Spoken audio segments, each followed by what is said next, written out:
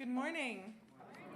Good morning and welcome to Fountain Street Church on this sunny cusp of fall Sunday.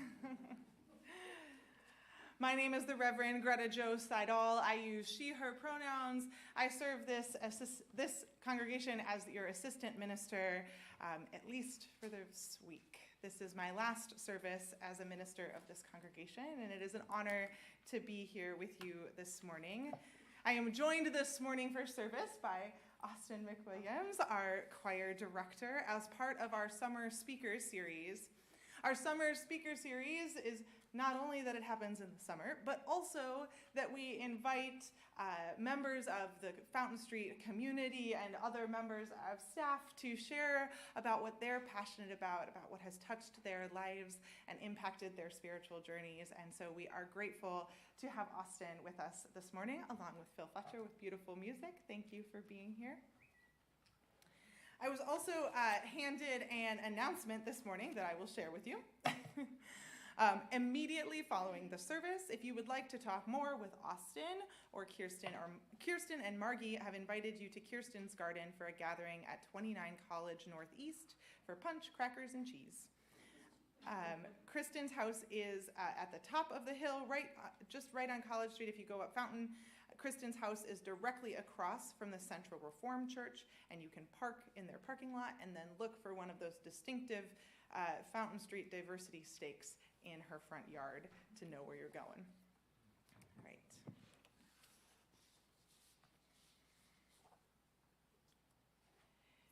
As our invitation to worship this morning, I'm going to make noise. As our invitation to worship this morning, I want to share with you a piece that I used earlier this week, and then it also felt appropriate this morning, from Blue Notes, an anthology of love, justice, and liberation, and it is titled "A Beloved Space" by Jan Carpenter Tucker. Before I begin, I invite you to take a deep breath, to bring your body and your mind into this space, to open your heart as well as your ears to all that we might share together this morning.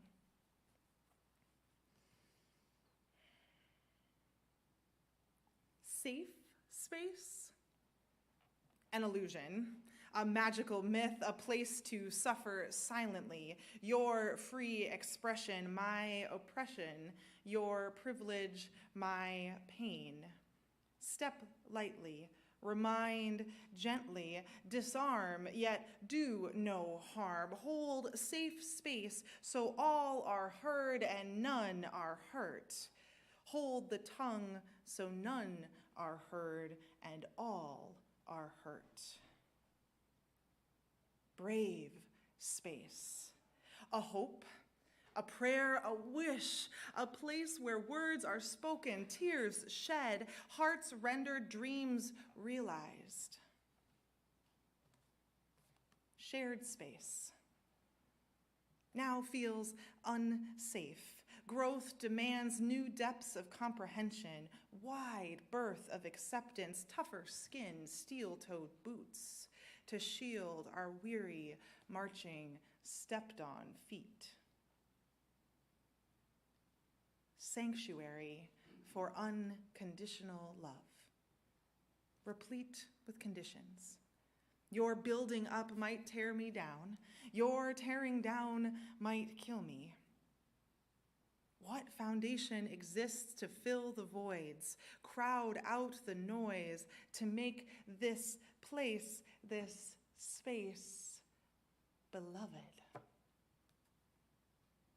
If love holds power, how much will it take to be love, breathe love, be loved, beloveds,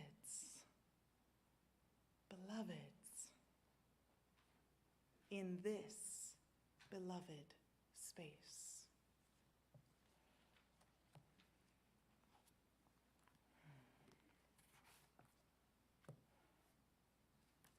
May we sing that belovedness of ourselves and our neighbors into being as we join in singing our gathering hymn, Draw the Circle Wide. It's actually printed on an insert in your program. If you are joining us virtually, I invite you to let us sing to you if you don't know the words, to know that our community extends to you. Let us draw the circle wide.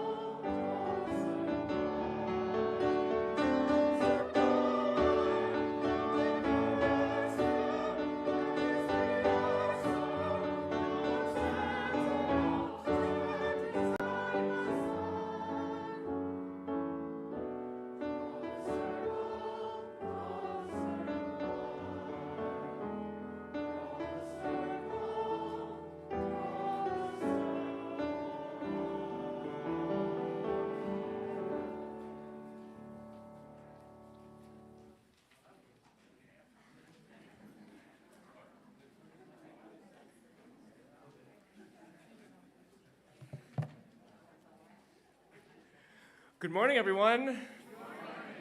Please open your hymnals to number 657. Number 657 for this responsive reading, It Matters What We Believe.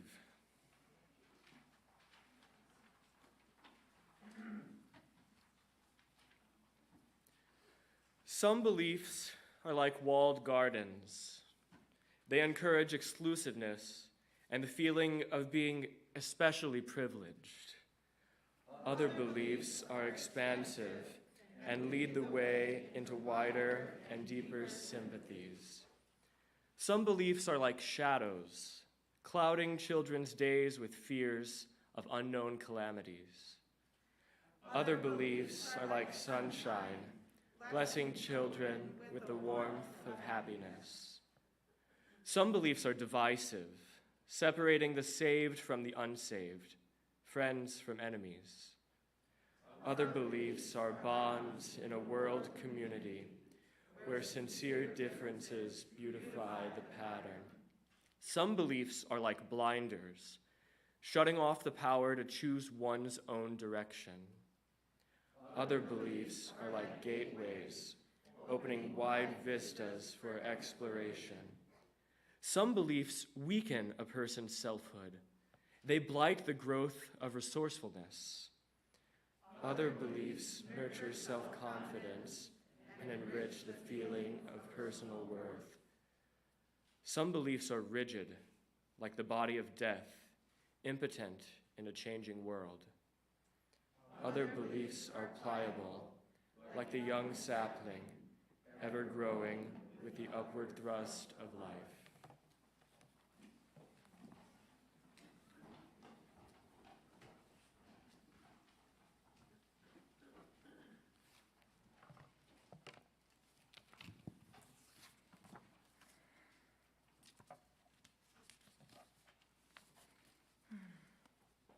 I'm always grateful for some Sophia Lion Falls in the morning. Thank you, Austin.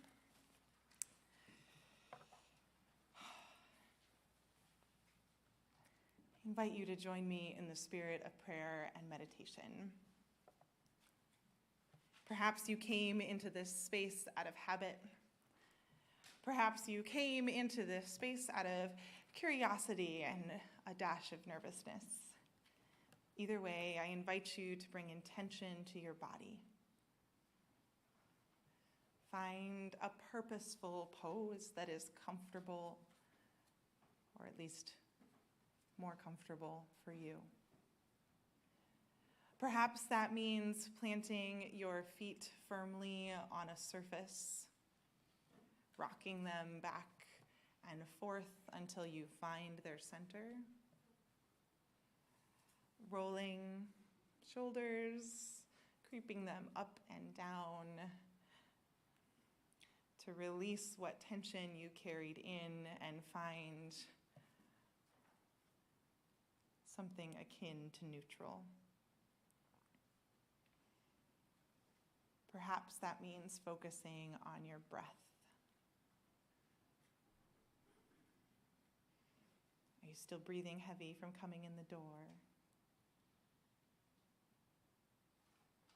Are you holding your breath with anticipation of something?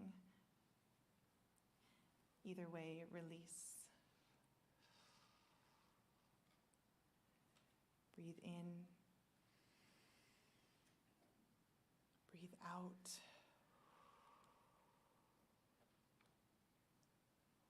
Breathe in. Breathe out.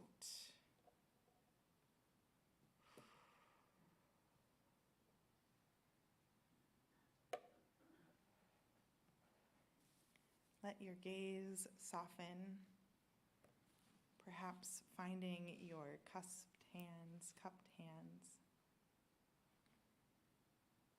perhaps finding a pattern on your own clothing or clothing near you.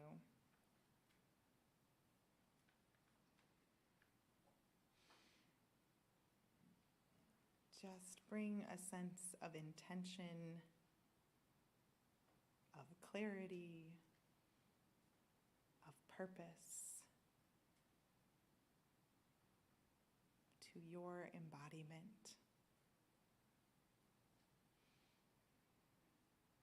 Keep breathing. Know that the sounds of the world come in, that it is never about perfection, but always about intention and striving for that which we have laid before ourselves.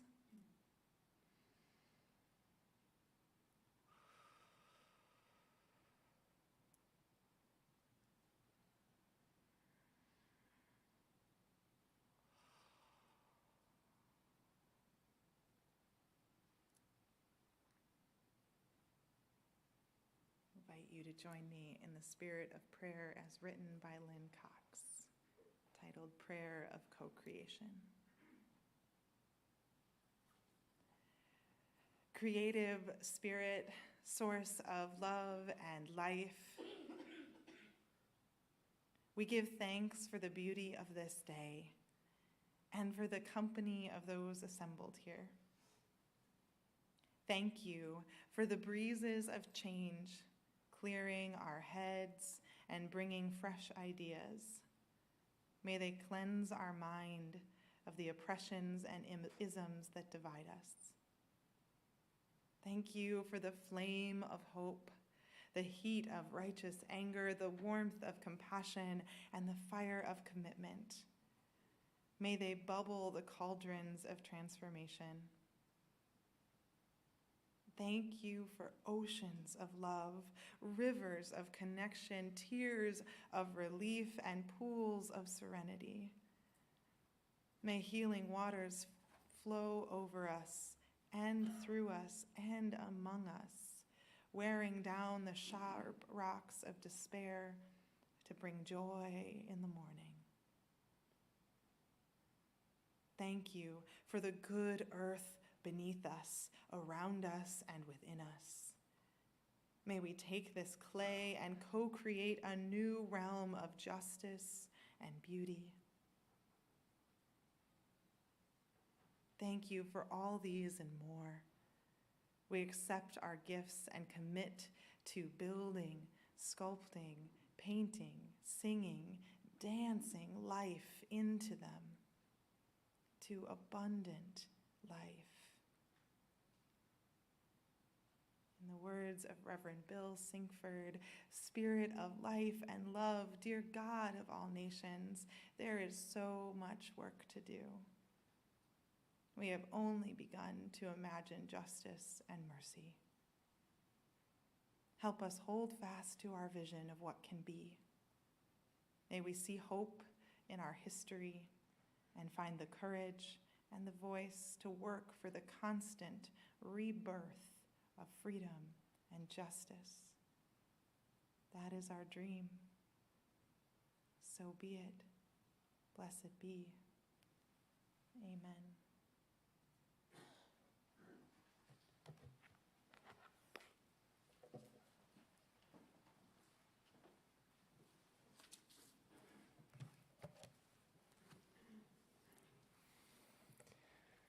A reading from my favorite journalist, Glenn Greenwald. The history of human knowledge is nothing more than the realization that yesterday's pieties are actually shameful errors. It is constantly the case that human beings of the prior generation enshrined a belief as objectively, unchallengeably true, which the current generation came to see as wildly irrational or worse. All of the most cherished human dogmas have been subsequently debunked, or at least discredited. How do you get yourself to believe that you're exempt from this evolutionary process, that you reside so far above it that your ideas are entitled to be shielded from contradiction? The amount of self-regard required is staggering.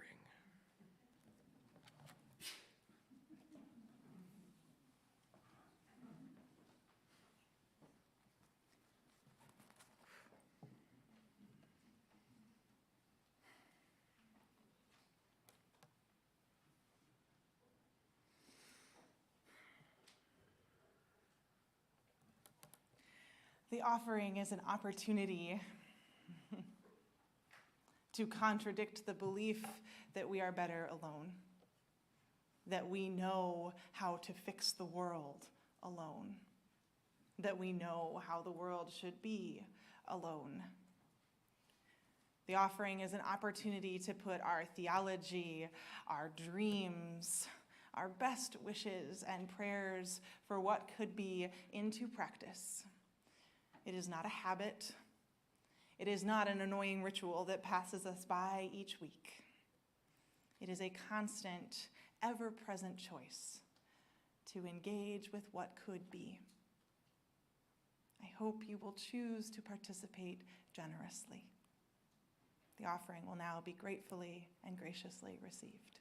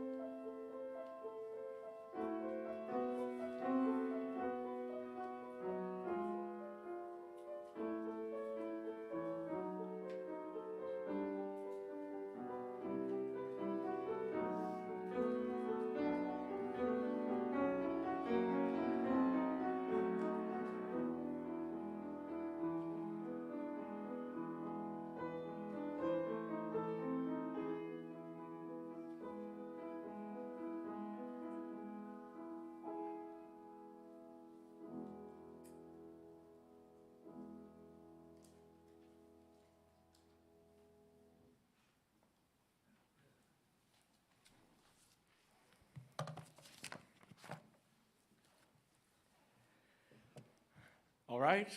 Hello again, everyone. My name is Austin McWilliams, although you probably know me better as the choir director here at Fountain Street Church. So this morning, we're going to dive into the choral motets of Johann Sebastian Bach. We'll analyze various rhythmic motives and harmonic features, discuss their collective structural integrity, and recognize how our humanity is revealed through this man's compositional brilliance. No, I'm just teasing. We're going to talk about Trump.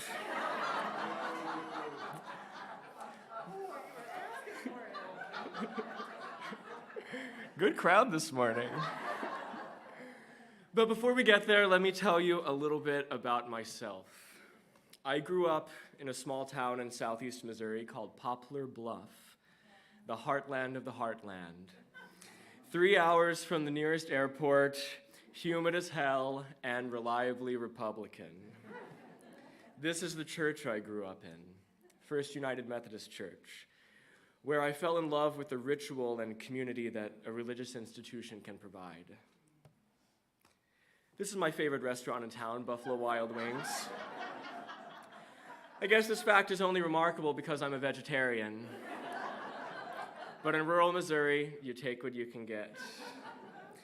This is the billboard that for many years hung in various prominent locations throughout town. Homosexuality is sin. Adultery is sin. But the love of Jesus can save you and change you. Of course, if you zoom out, you'll see my two best girlfriends making out in front of it.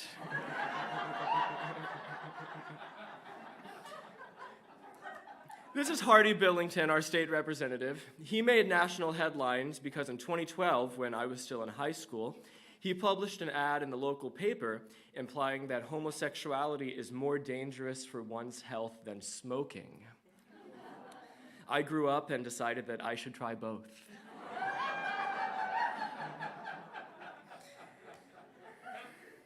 And this is my family. My parents, Paul and Tammy, and my maternal grandparents, Melvin and Shirley, whom I guess are all totally infatuated with that piece of pie. I'm going to talk a lot about my grandpa today. This is my grandparents' home and farm, where so much of my childhood was spent. My grandpa raised pigs, chickens, and mules on this farm. I remember going on countless mule rides in the wagon on the dirt trails behind their house. I remember my grandma teaching me to play piano here, while my grandpa, who didn't have a musical bone in his body, mockingly squawked out silly melodies from the TV room. I remember how my grandpa would slip me money when my parents weren't looking, first quarters and then dollar bills and so on. I remember attending my grandparents' tiny evangelical church. When we'd get home, my grandpa would give a perfect impersonation of the preacher, who always felt the Spirit so hard that he'd run out of breath and go red in the face. It was a pretty happy childhood in the Bible Belt, and I was surrounded by family who loved me. Of course, my grandpa, like all of us, was far from perfect. He spent most of his life in a county that's 97% white, and he was deeply racist. The N-word was passed around at holiday dinners as often as the fried potatoes. He's compared same-sex marriage to bestiality. And above all, he loathed this country's welfare programs. Truly, he fits every conservative trope that's out there: white, evangelical, overweight, rural, farmer, bigoted, and no surprise, an ardent supporter of Donald Trump. My grandpa was a proud member of the infamous basket of deplorables. He's the guy that liberals put a picture of in their memes when they need a stereotypical representation of some stupid-looking Republican. Maybe you find this rhetoric shocking, but I don't, not anymore. For 7 years now, we've been told that Donald Trump is this uniquely evil man, the literal Antichrist, a 21st century Hitler, and that anyone who supports him is racist, sexist, homophobic, and above all, just plain stupid. Indeed, the vitriol directed toward the MAGA right is unlike anything I've ever seen or even read about. Liberals like you and me have portrayed an entire third of our body politic as this totally irredeemable faction of humanity, as scum of the earth that our country would simply be better without. This liberal fantasy eventually became my reality, because in 2020, just before Thanksgiving, my grandpa got COVID. Naturally, he was COVID's ideal target. His oxygen quickly dropped to a dangerously low level, and he was hospitalized in the ICU and placed on a ventilator. He was almost certain to die. So there I found myself, personally confronted with this notion that our country would be a much better place if we could simply rid ourselves of these pesky Trump supporters.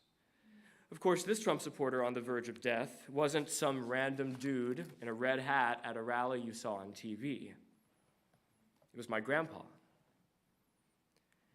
No more need to couch our language in the convenient veil of anonymity. He's right there, and I'm right here. So say it to me. Say, your grandpa is an evil man for supporting Donald Trump. Say, your grandpa is a stupid asshole. Say, our country would be better off without your grandpa. Say it to your family member, your friend, your neighbor. Maybe you would. Maybe you have. So as my grandpa lay on his deathbed, gasping for air, this is the cognitive dissonance I experienced. The man who's filled my life with so much love is the same man I've been told to hate for causing the literal end of our democracy. And I began to contemplate whether this powerless, unassuming, middle-class dude on a farm in rural southern Missouri is really the unparalleled evil he's been made out to be. After all, who has the authority to determine what actions are good and what actions are evil? Earlier in this service, I read a passage in which journalist Glenn Greenwald argued that pieties are ever-shifting, that each generation inevitably considers the actions of the previous generation to be shameful errors. If you accept that notion, then my question for you is why liberals today can be so confident in their condemnation of Trump supporters without ever stopping to consider the long-term consequences of our own actions. Did all our fancy, expensive college degrees empower us to anoint ourselves the guardians of truth and virtue? Bet you wish I was talking about those Bach motets right about now.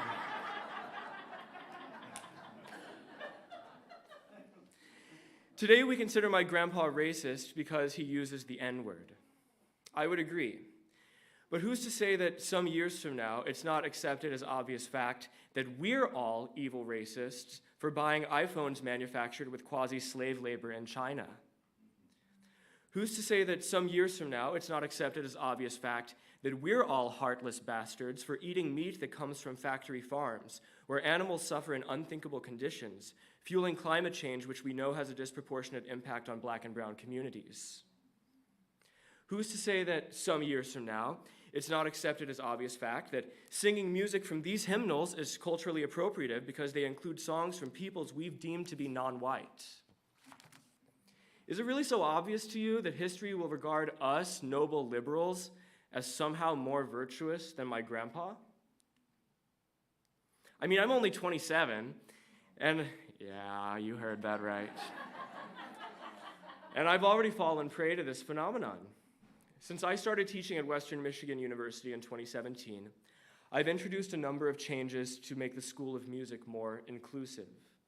I got rid of dresses and tuxedos in my choir and instituted gender-neutral performance attire.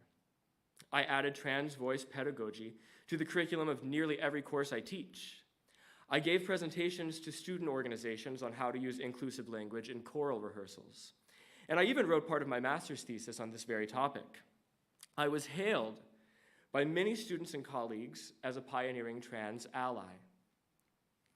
But many of those same people have since called me a transphobe because I hold the view that forcing everyone to introduce themselves with their pronouns is totally ridiculous and politically counterproductive to achieving trans rights more broadly.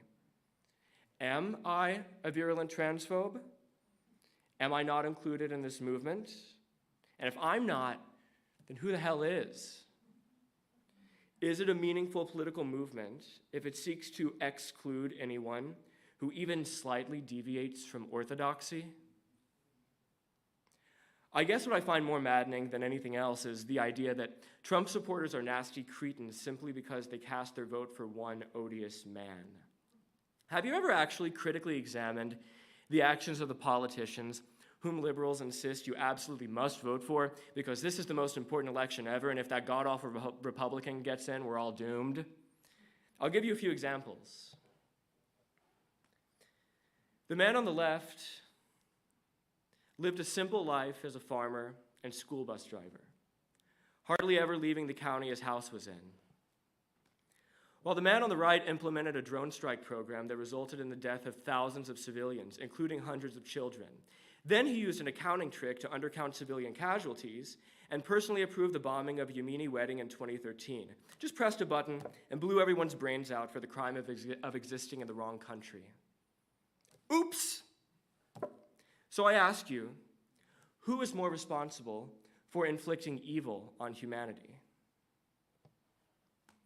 The man on the left has faithfully voted in every election of his life, sometimes for Republicans and sometimes Democrats, depending on whom he perceived would have a more positive impact on his community, and especially on farmers.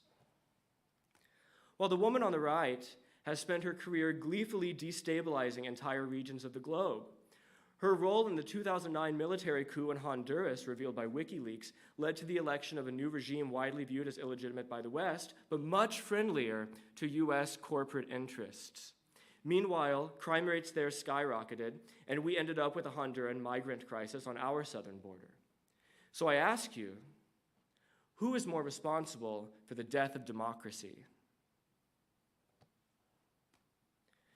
The man on the left lived his entire life hardly ever even encountering a black person,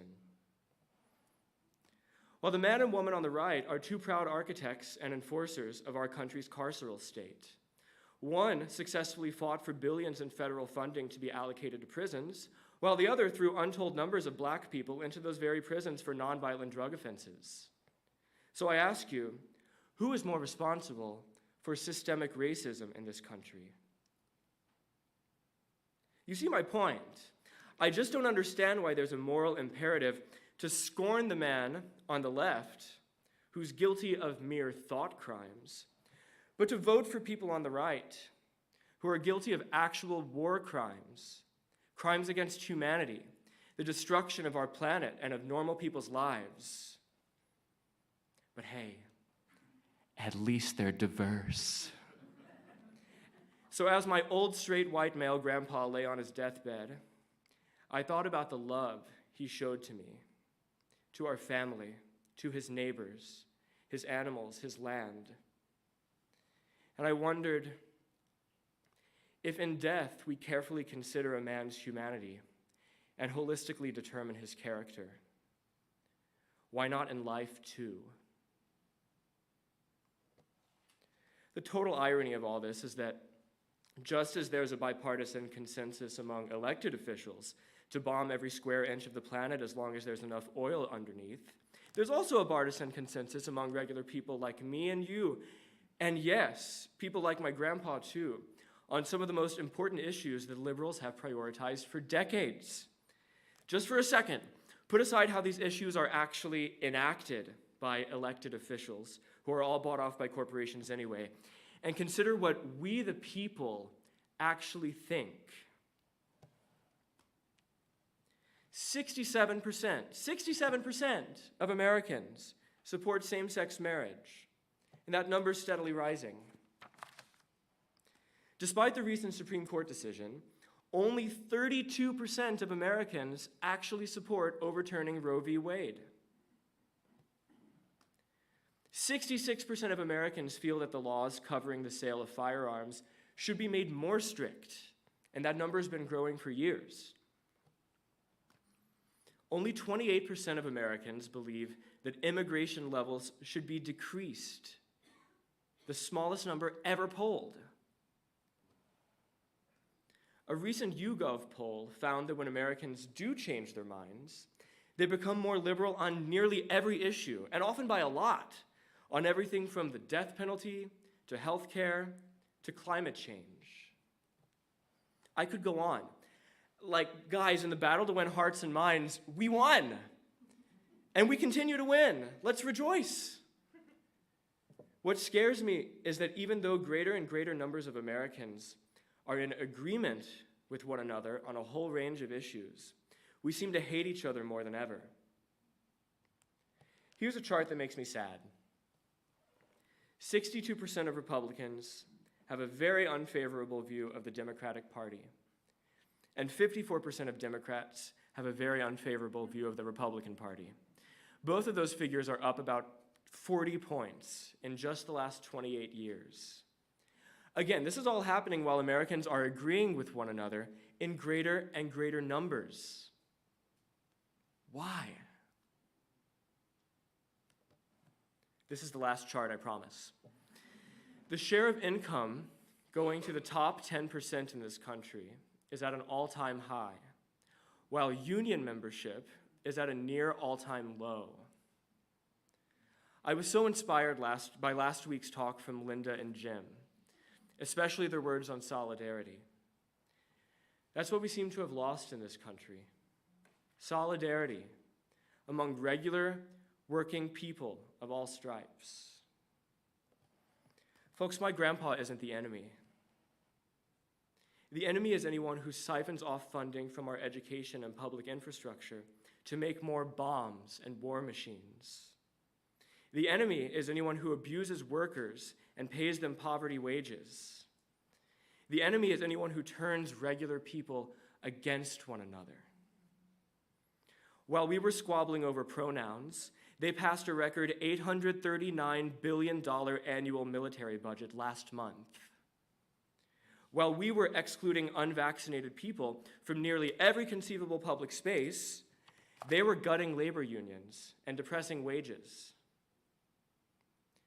Maybe the proper framework is us versus them, but instead of liberals versus Trumpers, what if it were the people versus the ruling class? We as liberals have a choice to make. This era in our politics is not over. Anyone paying attention knows that our next president is very likely to be Donald Trump himself, or at the very least a Trump-like figure. Regardless, this faction of our country is not going anywhere. I guess it feels good to get on Facebook and make some incendiary post about how evil the right wing is. Maybe you'll rack up those coveted likes from people who already think exactly the way you do, and you'll be really pleased with yourself. Of course, that does nothing to solve the problem, nothing to inspire solidarity, nothing to draw the circle wider still. What if instead we as liberals examined our own ideological failures and truly asked what would drive people away from us and toward Donald Trump? What if we listened to them the way we demand they listen to us, not their cartoonish political overlords, but the people themselves? What if we met them not with vitriol, but with empathy? Miraculously, my grandpa did not die from COVID. He spent several days in the hospital and was eventually sent home, where he made a full recovery, surrounded by family. He's back to being a full-time, retired old man, caring for his last remaining donkey, and watching lots of Fox News. Last Christmas, my family got together for the first time since before COVID. At the dinner table, my grandpa talked about how he would no longer eat at his favorite restaurant in town on certain days of the week when there's a known lesbian working in the kitchen. I took a deep breath and reminded myself that, yes, even with this man, there's more that unites us than divides us, that we do have far more in common with one another than with those who wield to profit off our differences. It's my apparently radical belief that he too be included in our movement for justice for all people.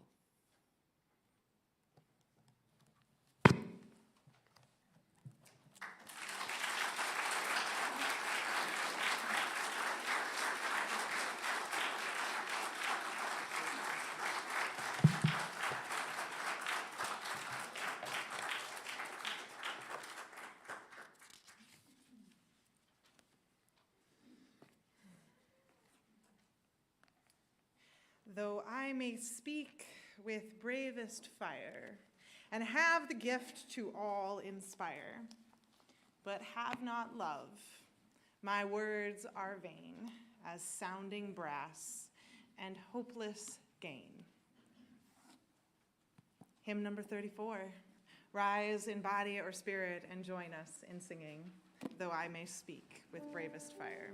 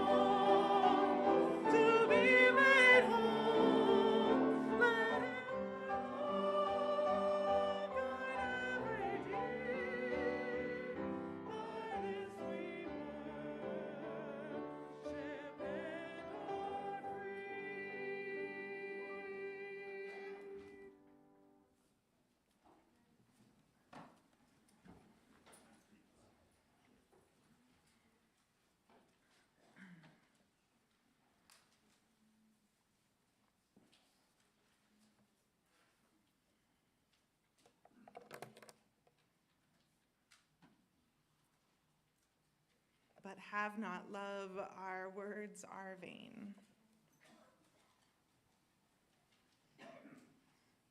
I leave you in love, Fountain Street Church. Lauren Roberts says, saying goodbye is a cathartic exercise in interpersonal connection and validating the impact that people and experiences have on our lives. It's important to honor the footprint others leave on our hearts. It's equally important to recognize that not all relationships are meant to be lifelong. Many are time limited. They are established for a specific reason, and when life circumstances shift, as they inevitably do, the relationship no longer serves its purpose. It's okay to let relationships ebb and float away, and that doesn't mean they didn't matter. She goes on. We're continually evolving, and accordingly our needs change, and so do the relationships that fulfill them.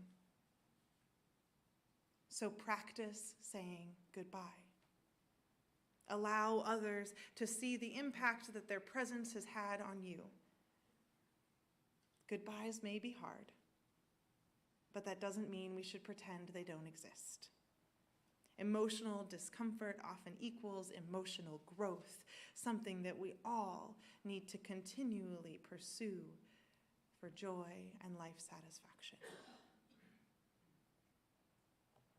We've done a lot of practicing saying goodbye over the last couple of weeks, beloveds. But as my Sunday service goodbye, I would like to offer you one final blessing.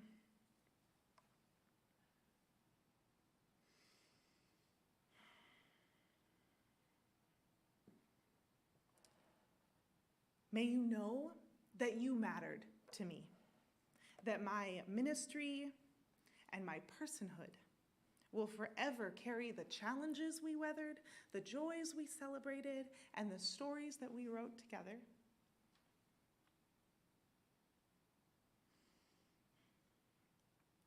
May you always choose connection. Where two or more are gathered, God is present. So may you always choose each other. Choose the vulnerable, choose to be vulnerable and authentic, to show up for each other and to let others show up for you. May you be willing to question what has been, not out of malice or defensiveness, but may you draw on a deep well of curiosity and creativity to call you forth into all that you might be. May you practice the possible. Steering clear of perfection, may you find your sea legs in the waves of change that inevitably come and come and come, and willingly make mistakes, only to try again in love. May you know that you are powerful, that each of us bring gifts and needs into our collective becoming. We each bring the capacity to heal and the capacity to harm. May you know your own power, and may you use it wisely. May you honor yourselves and each other by doing the hard and the holy work that you know is necessary. That you know is necessary. And in doing so, may you find the presence of the holy, blossoming within, between, among, and beyond you, because I promise it is there. May it be so. I love you. Goodbye.